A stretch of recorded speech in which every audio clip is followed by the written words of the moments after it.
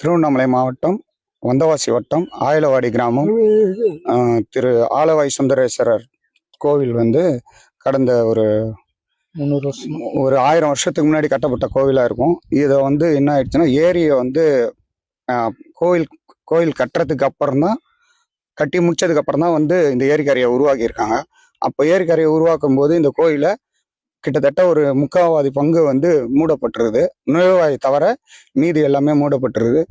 கடந்த ஒரு 10-15 ஆண்டா வந்து இதை முன் வந்து இதை வந்து புதுப்பிக்கலாம் எப்படியாவது அப்படின்னு நிறைய பேர் வராங்க. ஆனால் இப்போதான் வந்து அதுக்கான ஒரு வழிபாடு 15 வருஷமா நடந்துன்னு இருக்குது. ஆனால் இன்னைக்கு இப்போ 2 நாள் முன்னாடி தான் இந்த புறநானூறு வேலையை ஆரம்பிச்சு பண்ணிட்டு இருக்காங்க.